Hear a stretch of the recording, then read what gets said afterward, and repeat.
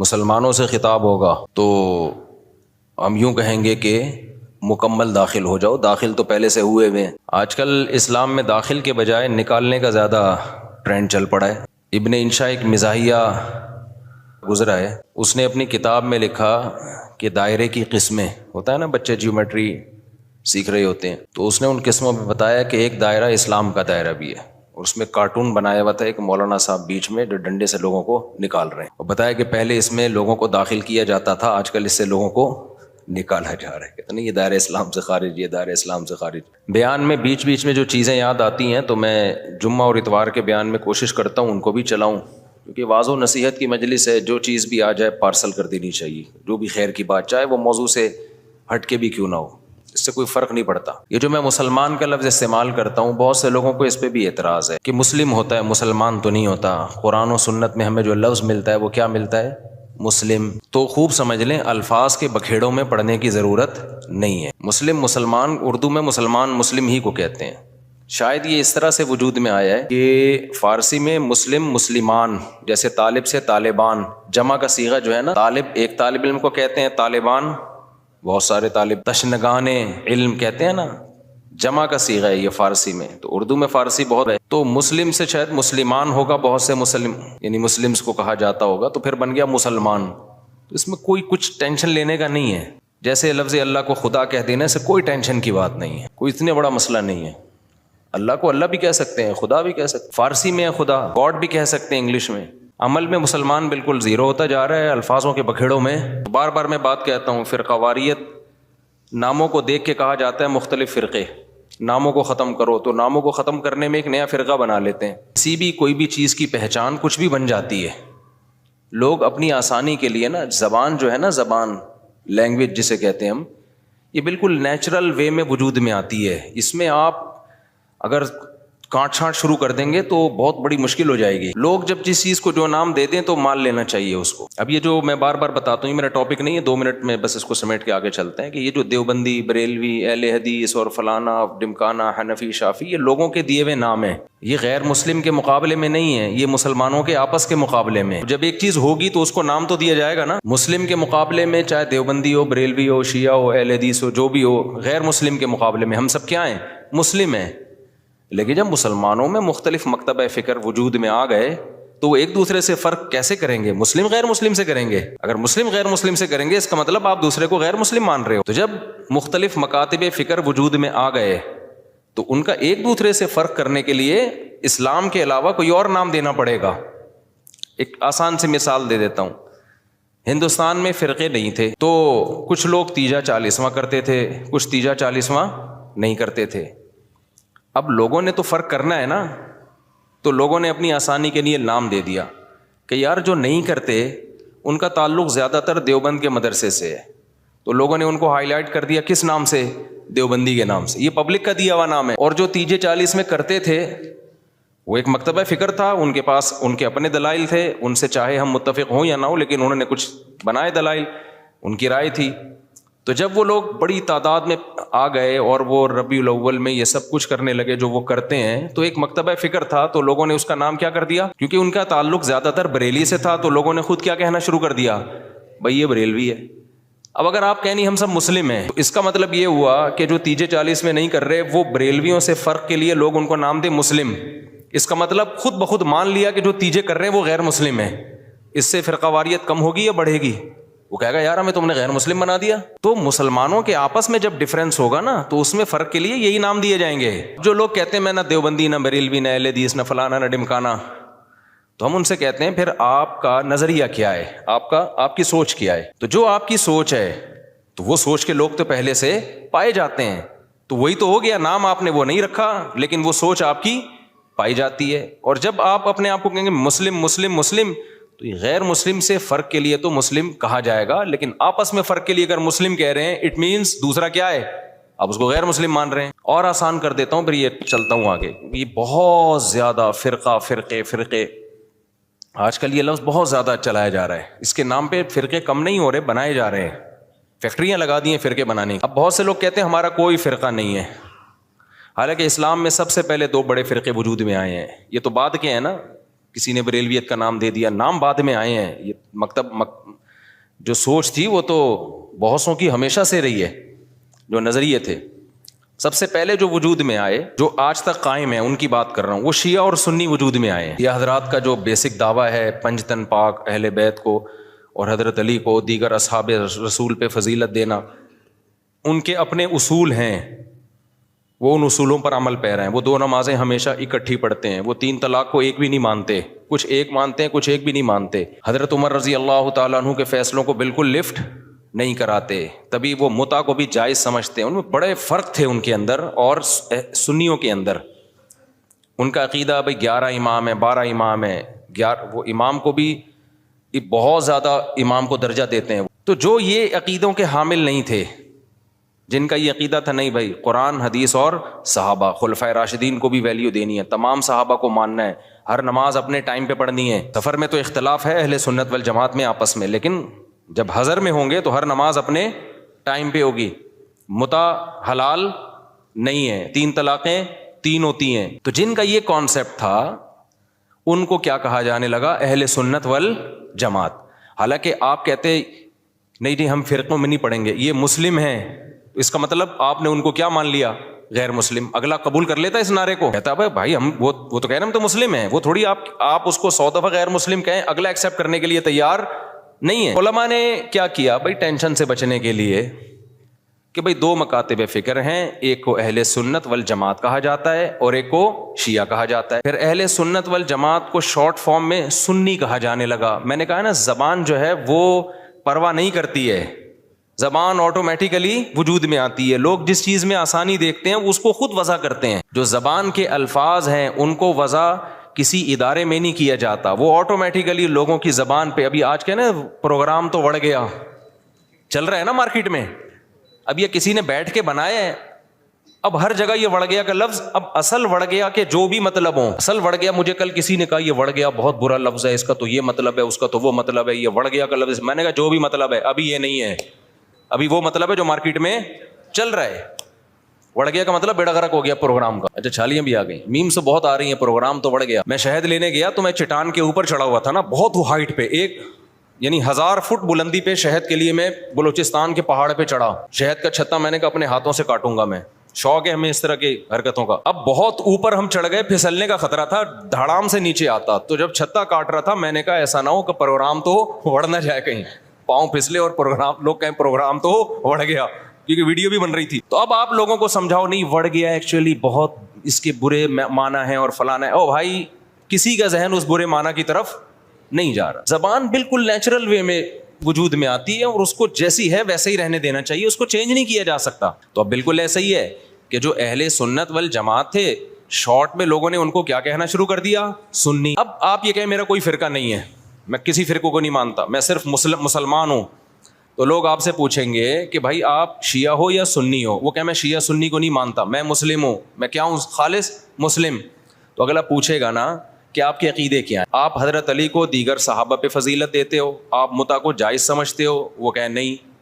اسے کہا جائے آپ ہر وقت 2 نمازیں اکٹھے کرنے کے قائل ہو، ظہر ہمیشہ جیسے شیعہ لوگ پڑھتے ہیں؟ وہ کہے گا نہیں۔ تو اسی کو تو سنی کہا جاتا ہے جو یہ کام نہیں کرتے۔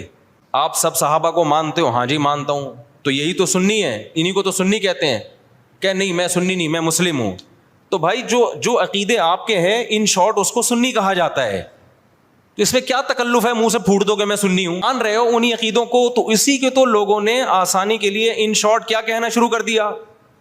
سنی کہنا شروع کر دیا۔ اب آپ اس لیے نہیں کہہ رہے اپنے آپ کو سنی کہ میں فرقے کی چھاپ نہیں لگانا چاہتا۔ بھائی چھاپ لگانا چاہو یا نہیں چاہو، پبلک جو ان عقیدوں کا حامل ہوتا ہے پبلک اس کو سنی ہی سمجھتی ہے۔ تو آپ بول دو میں سنی ہوں، کچھ نہیں ہوتا، اس سے کوئی قیامت نہیں آ جائے گی۔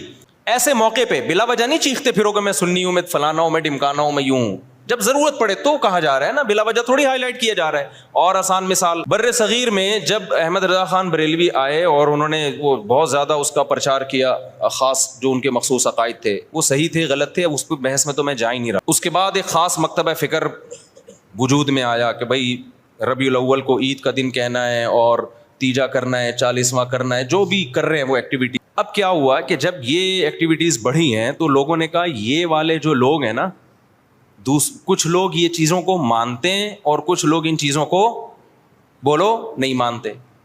تو لوگوں نے جو نہیں مانتے تھے ان کو دیوبندی کہنا شروع کر دیا، جیسے ہم لوگ نہیں مانتے، ہمارے اکابر بھی نہیں مانتے تھے، تو لوگوں نے کہا کہ یار یہ جو مکتبہ فکر ہے نا، ان کا تعلق زیادہ تانے بانے ان کے دیوبند مدرسے سے جا کے ملتے ہیں، تو چاہے اب تانے بانے دیوبند سے ملیں یا نہ ملیں، بر صغیر میں صرف دیوبند کا مدرسہ تھوڑی تھا، لاکھوں ہزاروں مدرسے تھے، چاہے جس مدرسے سے بھی فارغ ہو، چاہے وہ دیوبند کا نہ بھی ہو، پبلک نے اس کو کیا کہنا ہے؟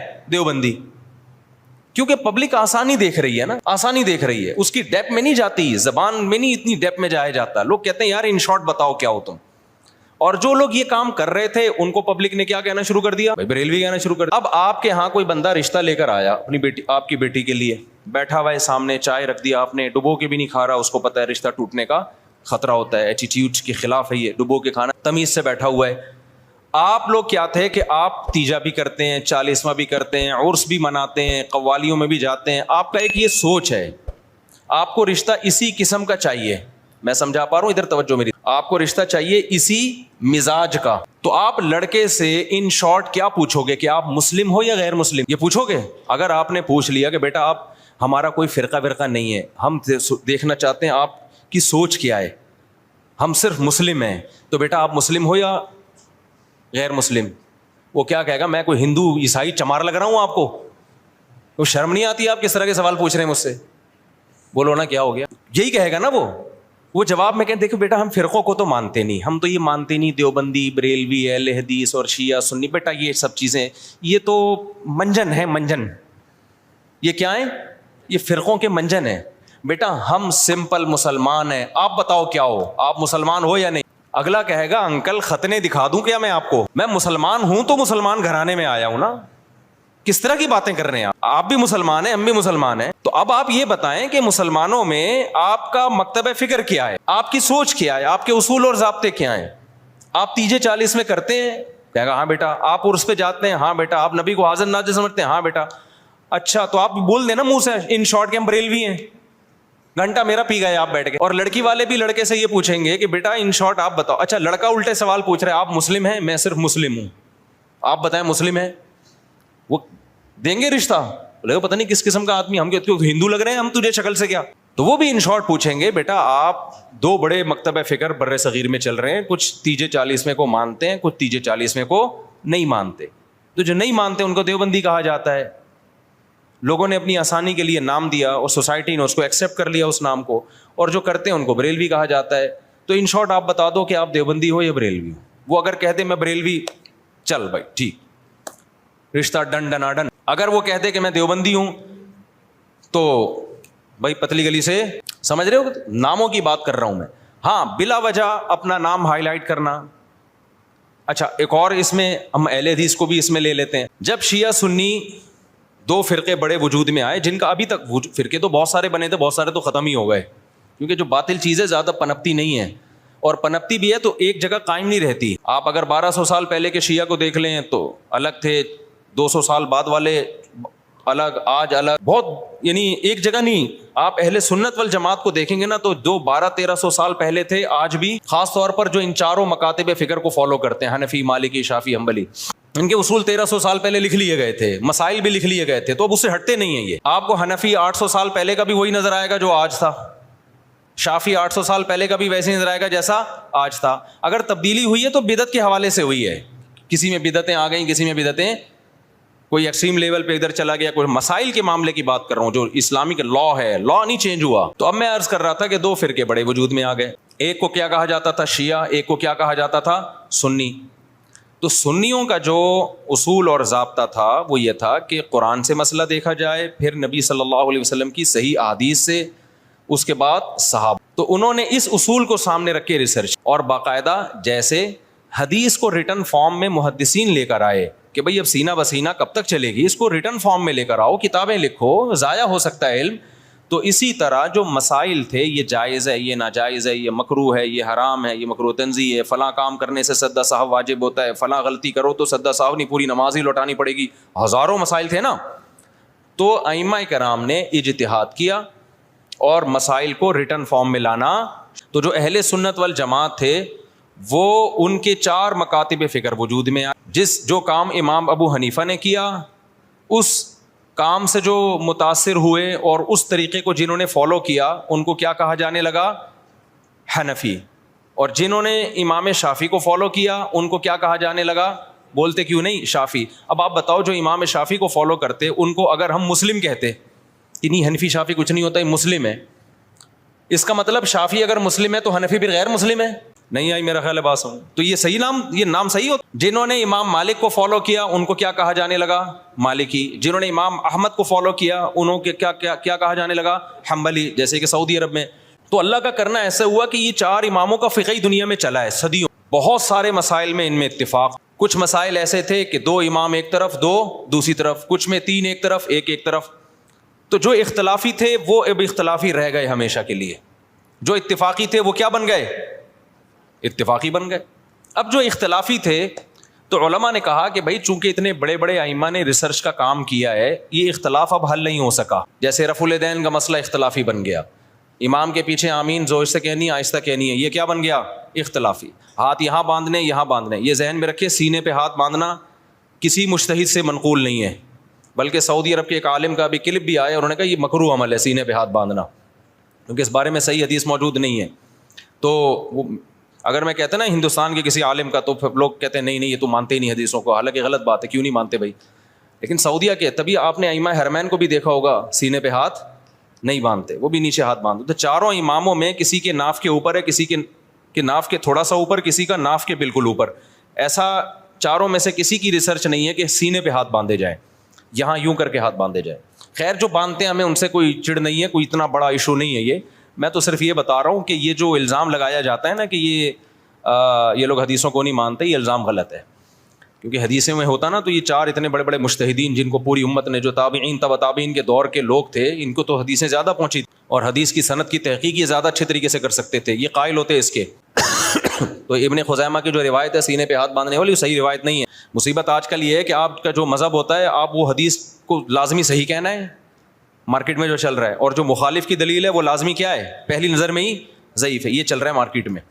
تو ان 4 اماموں میں جب اختلاف کچھ باقی رہ گیا تو امت کے بڑے بڑے علماء نے فتویٰ دیا کہ بھائی اب یہ اختلاف ختم کرنا ممکن بولو نہیں ہے، کیونکہ صحابہ میں یہ اختلاف تھا. کوئی یہاں ہاتھ باندھتا، کوئی ہاتھ چھوڑ کے نماز پڑھتا. صحابہ میں صحیح حدیث سے ثابت ہے ایک صحابی ہاتھ چھوڑ کے نماز پڑھتے تھے، اور یہ بھی ثابت ہے صحیح سند سے کہ مدینہ والے ہاتھ چھوڑ کے نماز پڑھتے تھے. تو امام مالک نے کہا کہ بھئی مدینہ والے جب ہاتھ چھوڑ کے نماز پڑھ رہے ہیں تو نبی کی آخری نماز تو انہوں نے دیکھی ہے، تو میں ہاتھ چھوڑ کے نماز کے قائل ہوں. ٹھیک ہے ہاتھ باندھنے والی حدیثیں ہیں لیکن وہ پرانے زمانے کی ہیں. مدینہ کس کو فالو کر رہا ہے؟ نبی کے آخری عمل کو فالو کر رہا ہے، تو میں ہاتھ چھوڑ کے نماز. تبھی مالکیہ پوری دنیا میں جہاں بھی ہیں کیسے نماز پڑھتے ہیں؟ بولتے کیوں نہیں؟ ہاتھ چھوڑ کے. اب کبھی ہمیں ہاتھ چھوڑا ہوا بندہ نظر آ جائے نماز پڑھ رہا ہے تو ہمیں اشکال ہوتا ہے یار ساری دنیا تو ہاتھ باندھ کے نماز پڑھ رہی ہے، یہ کیوں چھوڑ رہا ہے؟ تو ہم بجائے اس کے کہ بولیں یہ تو کیا مطلب وہ غیر مسلم، وہ ہندو ہے وہ. تو ان شارٹ ہم کیا کہتے ہیں؟ یہ فقہ مالکیہ کو فالو کرتے ہیں. یہ کیا کرتے ہیں بھائی؟ یعنی مالکی ہیں. یہ کیا مطلب؟ یہ امام مالک کی جو تحقیق ہے اس کو زیادہ اس پر اعتماد کرتے ہیں. حدیثوں میں تو سب کچھ ملے گا آپ کو. جب سب کچھ ملے گا تو کسی نے ایک حدیث کو ترجیح دی، دوسری میں تعویل کی، کسی نے دوسری کو ترجیح دی، اس والی حدیث میں تعویل کی. میں سمجھا پا رہا ہوں اپنی بات؟ اور یار بہت سے نئے لوگ آ جاتے ہیں تو پرانی مثال دوبارہ ریپیٹ کر دیتا ہوں تاکہ یہ ٹاپک منجی ٹھک جائے، اس ٹاپک کی ایک دفعہ کمپلیٹ ہو جائے. نبی صلی اللہ علیہ وسلم نے بنو قریظہ کی طرف، بخاری مسلم کی حدیث ہے، ایک لشکر کو روانہ کیا. خوب غور سے سننا تاکہ یہ فرقہ واریت کے نام پہ جو گند پھیلایا جا رہا ہے نا معاشرے میں، پہلے فرقہ واریت پھیلائی جا رہی تھی لیکن صاف پتہ چلتا تھا یہ فرقہ پرست ہے. اب لیبل لگایا جا رہا ہے اتحاد امت کا، لیبل چینج کر دیا لیکن فرقہ واریت پہلے سے زیادہ پھیلائی جا رہی ہے. لیبل چینج ہو رہا ہے اب خالی، یعنی اس طریقے سے پھیلائی جا رہی ہے کہ سانپ بھی مر جائے اور لاٹھی بھی نہ ٹوٹے. تو دیکھو نبی صلی اللہ علیہ وسلم نے بنو قریظہ کی طرف لشکر روانہ کیا. صحابہ کرام کا توجہ ہے نا آپ کی میری طرف. جب لشکر روانہ کیا تو آپ صلی اللہ علیہ وسلم نے صحابہ سے فرمایا کہ تم میں سے کوئی عصر کی نماز اس وقت تک نہ پڑھے جب تک بنو قریظہ نہ پہنچ جائے. اب صحابہ کے پاس اس سے زیادہ صحیح حدیث کوئی ہو سکتی تھی؟ اس کی تو کوئی سند بھی نہیں ہے، ڈائریکٹ سن رہے ہیں نبی کے زبان اقدس سے. جتنے بھی صحابہ تھے نبی نے سب کو کہا عصر کی نماز جب تک بنو قریظہ نہ پہنچ جاؤ تمہیں پڑھنے کی اجازت. جملہ کمپلیٹ کریں نہیں ہے. اللہ کی قدرت کے جب راستے میں وہ گئے ہیں تو نماز قضا ہونے لگی، دیر ہو گئی ان کو مقام تک پہنچنے میں،